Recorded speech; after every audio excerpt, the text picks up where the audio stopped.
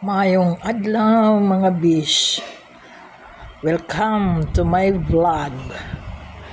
So, nalang ko na hinumduman ba.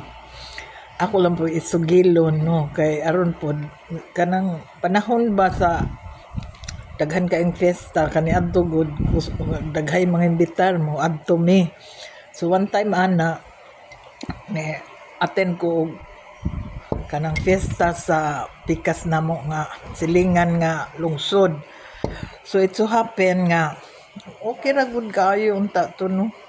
Nya nahibong man ko kay baw na biya ta diri nga nauso biya ng mga hilo na hiluan daw ta inana. So kanang wa ta na anad wala pud ko. So naunsa na ba nang after na ko na kakaon nang uli na menu after eating nya istorya na nang uli ang nahitabo kay gilantan ko nya naglain gyud kasukaon nya lain gyud akong gibati.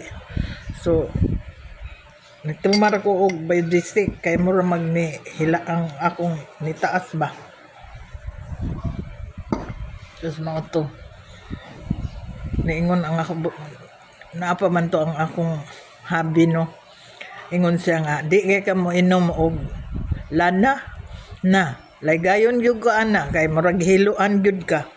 Ana siya nya ako kay di man gyud kay ko moto ana dugay gyud kay ko. So kada hapon murag nidagan gyud tong mga 5 days kada hapon mulabad gyud ang akong ulo niya mo kuan kog hilanat mao to kanang daghan na may nainom nga mga tambal para sa tangtang sa hilanat. Niahat na lang gid kog inom og kuan kanang lana nya mo ingon man pud sila kana kunong lana nga ang gihumol kanang tawas nga tapol. So naaman pud sa mong silingan nangayo ko akong giinom usa ka kutsara. So ang nahitabo ana pag human akong inom kay nisuka ta luodon man gyud tanong nisuka ko sus kay na may nihagtok pagtan-aw nako mura magbato nya mao to ipaningot kog maayo nya pagka taod-taod ana dantan siguro mga 2 hours nigaan ang akong pamati. So niingon to akong husband nga maulian na ka ana tinuod gyud kay pagkaugma wala na di na bugat akong lawas na nakalihok na ko maayo wala na.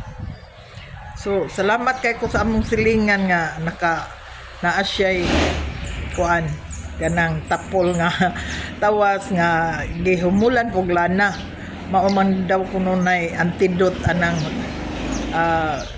kana bang manghilo. So mao na akong kuan tingali magbantay ra jud sadta kay lisod sad kaayo nga di ta kasabot no nga hiluan ta ngano man pud na sila oy kanang mangatol man pud na ilahang lawas siguro kung di na sila makahimo og gautan sa isig kaingon pero sala baya gid na gihapon no. So maora to ang akong advice kung panagil na dinhi sa Leyte no. Kung managil magmatngon nga dili mahiluan kay nauso baya po ng hilo-hilo basta na ay daghang tao labi nag fiesta.